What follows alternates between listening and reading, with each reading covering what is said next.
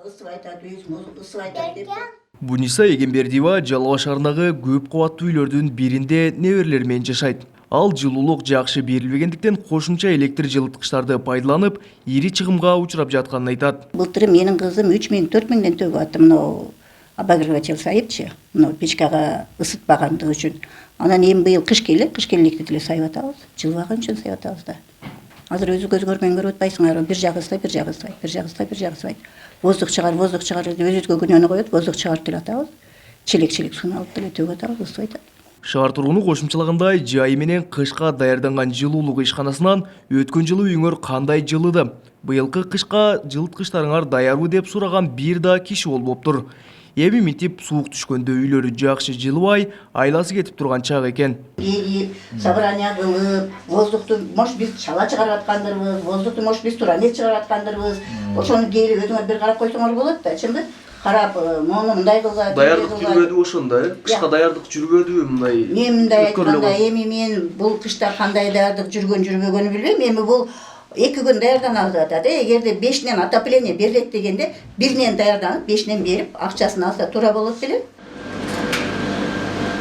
Жалал Абад райондор аралык жылуулук менен жабдуу өндүрүштүк бирикмесинен болсо, көп кабаттуу үйлөргө жылуулук нормасында берилип жатканын айтышты. Ошондой эле октябрь айынын аягында көп кабаттуу үйлөрдү текшерүү жүргөнүнө да ишендиришти. Ал эми айрым батирлердин жылыбай жатышын төмөндөгүчө түшүндүрүп беришти. Алар обязательно болот, ысып айткан дегендер. Себебинде воздух чыгара албагандар бар, сиз айткандайчы. Алар эми кездешет. Өзү чыгардык, чыгарсак деле болбой атат деп атат да аларчы. Эми ал өзү чыгарса үстүндөгү үй чыгарып алышы мүмкүн. Же анын үстүндөгүсү чыгарып алышы мүмкүн. Же астындагы үй чыгарып алышы мүмкүн. Эми бир дом болгондон кийин 5 этаждуу үйлөр бар, көп кабаттуу үйлөр болгондон бири-бирине байланыштуу да, связанный да. Ошон үчүн бардык тегиз чыгарылса 18 градус жылытуу тегиз берилет да баарыначы. Адистер айткан маалыматты текшерүү жана калыстык үчүн дагы бир канча батирлерге кирдик.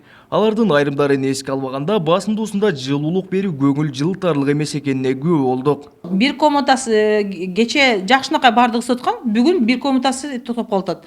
Значит, 5-этажда келсе, 5-этаждан мен воздух чыгарам, воздух чыгарсам, анан кийин ал комнатада ысып калат да. Ошондой болгондор жерлери ушундан зависит этет да, биздин воздухту чыгарыш үчүн тиги кошуналардан зависим болуп калабыз да. Жылуулук мекемеси үйү жылыбаган шаар тургундарын арыз менен кайрылууга чакырышты. Белгилегесек, Жалал Абад шаарында 50дөн ашуун көп кабаттуу турак жайлар борборлоштурулган жылуулук системасына туташтырылган. Аларды жазга чейин жылуулук менен камсыздоо үчүн 1,5 миң тонна көмүр жана 1000 тонна мазут камдалган. Ал эми шаардагы социалдык объектилерде 100% кышка даяр экенин шаар бийлигинен билдиришти. Кабылбек Учкунбай уулу, Тынчбек Доолдаев, Жалал Абад облусу.